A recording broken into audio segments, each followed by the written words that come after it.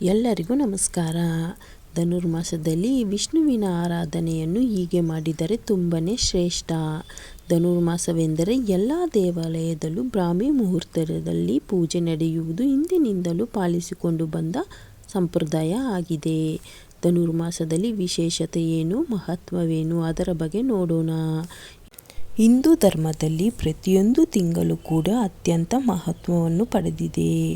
ಆಯಾ ತಿಂಗಳುಗಳಿಗೆ ಅನುಸಾರವಾಗಿ ಆಚರಣೆಗಳು, ಸಂಪ್ರದಾಯಗಳು, ದೇವರ ಪೂಜೆ ವಿಧಾನಗಳು ಮೂಲಕ ಜೀವನವನ್ನು ಹೇಗೆ ನಡೆಸಬೇಕೆನ್ನುವುದರ ಆಚಾರ ವಿಚಾರಗಳನ್ನು ತಿಳಿಸಿಕೊಡುತ್ತದೆ. ಮಾಸಗಳು ಬದಲಾದಂತೆ ವಾತಾವರಣವೂ ಬದಲಾಗುತ್ತದೆ. ಇದಕ್ಕೆ ಅನುಗುಣವಾಗಿ ಮನುಷ್ಯನ ದೇಹವು ಒಗ್ಗಿಕೊಳ್ಳಬೇಕೆನ್ನುವ ವೈಜ್ಞಾನಿಕ ಹಿನ್ನೆಲೆಯು ಮಾಸಗಳಲ್ಲಿ ಬರುವ ಆಚರಣೆಗಳ ಸೌರಮಂಡಲದ ರಾಜನಾದ ಸೂರ್ಯನು ಒಂದು ರಾಶಿಯಿಂದ ಇನ್ನೊಂದು ರಾಶಿಗೆ ಸಂಚರಿಸುತ್ತಾನೆ. ಈ ಸಂಚಾರಕ್ಕೆ ತೆಗೆದುಕೊಳ್ಳುವ ಅವಧಿ 1 ತಿಂಗಳು. ಡಿಸೆಂಬರ್ 16ರಂದು ಸೂರ್ಯನು ಧನುರಾಶಿಯನ್ನು ಪ್ರವೇಶಿಸಿದ್ದು ಮಕರ ರಾಶಿಯನ್ನು ಪ್ರವೇಶಿಸಲು 1 ತಿಂಗಳು ಕಾಲಾವಕಾಶವನ್ನು ಪಡೆಯುತ್ತಾನೆ. ಈ ಅವಧಿಯನ್ನೇ ಧನುರ್ಮಾಸ ಎಂದು ಕರೆಯುತ್ತಾರೆ. ಈ ಮಾಸವು ಶುಭಕರವಲ್ಲವೆಂದು ಮದುವೆ, ಗೃಹ ಪ್ರವೇಶ ಮುಂತಾದ ಕಾರ್ಯಕ್ರಮಗಳನ್ನು ಮಾಡುವುದಿಲ್ಲ. ಬದಲಾಗಿ ಈ ಮಾಸ ಪೂರ್ತಿ ವಿಷ್ಣುವಿನ ಆರಾಧನೆಯನ್ನೇ ಮಾಡುತ್ತಾರೆ.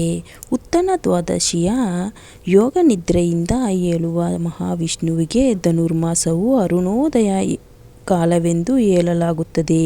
ಹಾಗಾಗಿ ಧನುರ್ಮಾಸವು ಶ್ರೀಹರಿಯ ಪೂಜೆಗೆ ಶ್ರೇಷ್ಠವಾದ ಮಾಸ.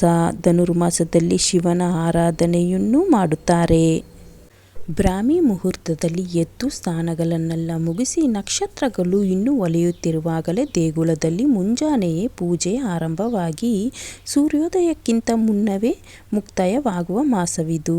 ಇದನ್ನು ಧನುರ್ಪೂಜೆ ಎಂದು ಕರೆಯುತ್ತಾರೆ. ಇದರ ಹಿಂದೆ ಕಾರಣವೂ ಇದೆ. ದೇವತೆಗಳಿಗೆ ದಕ್ಷಿಣಾಯನವು ರಾತ್ರಿಯ ಕಾಲ, ಉತ್ತರಾಯಣವು ಹಗಲಿನ ಕಾಲ. ಅಂದರೆ ಈ ಧನುರ್ಮಾಸವು ರಾತ್ರಿ ಮತ್ತು ಹಗಲು ಎರಡೂ ಸೇರಿದ ಸಮಯವೆಂದು ಪರಿಗಣಿಸಲಾಗಿದೆ.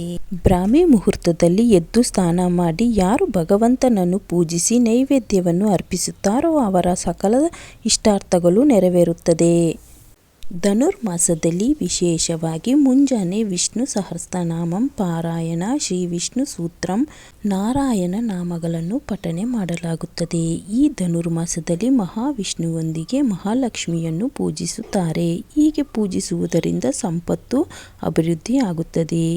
ಹಿಂದೆ ದೇವರಾಜನಾದ ಇಂದ್ರನು ರಾಜ್ಯವನ್ನು ಕಳೆದುಕೊಂಡಾಗ ಸಚಿದಾದೇವಿಯು ಹುಗ್ಗಿಯ ನೈವೇದ್ಯವನ್ನು ಮಾಡಿ ಮಹಾವಿಷ್ಣುವಿಗೆ ಸಮರ್ಪಿಸಿ ಶ್ರೀಹರಿಯೊಂದಿಗೆ ಮಹಾಲಕ್ಷ್ಮಿಯನ್ನು ಶ್ರೀಹರಿ ನಾಮಗಳಿಂದ ಇಂದ್ರನು ರಾಜ್ಯವನ್ನು ಮರಳಿ ಪಡೆದನು ಎನ್ನುವ ಪುರಾಣ ಕಥೆಗಳಿದೆ. ಧನುರ್ಮಾಸದ ಆಚರಣೆ ಹೀಗೆ ಮಾಡಿ.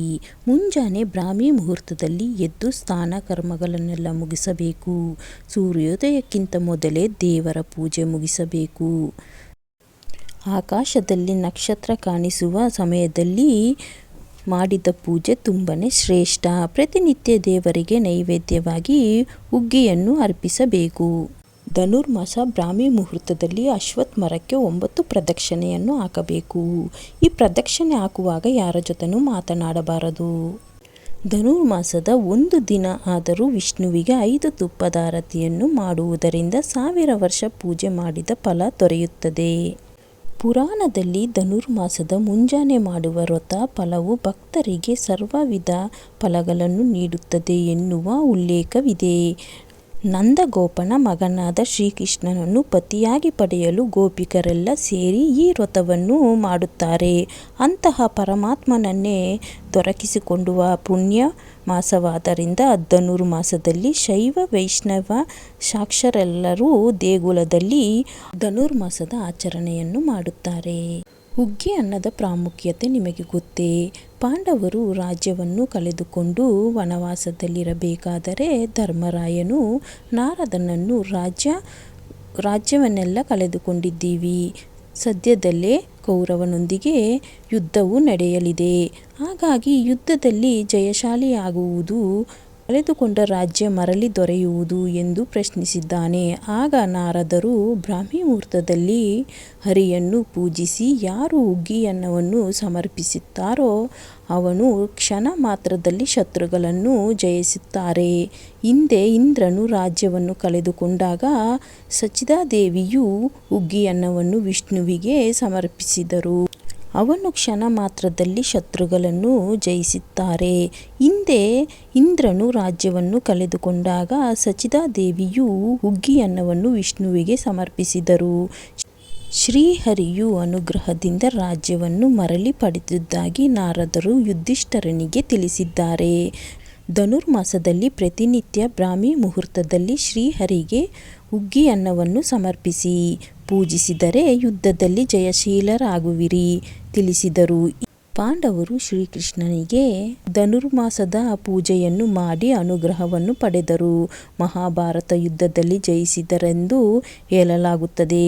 ಮಹಾಭಾರತ ಯುದ್ಧದ ಸಂದರ್ಭದಲ್ಲಿ ಶ್ರೀಕೃಷ್ಣನಿಗೆ ದ್ರೌಪದಿಯು ಪ್ರತಿನಿತ್ಯ ಬೆಳಿಗ್ಗೆ ಬೇಗ ಹುಗ್ಗಿಯನ್ನವನ್ನು ಮಾಡಿಕೊಡುತ್ತಿದ್ದಳು.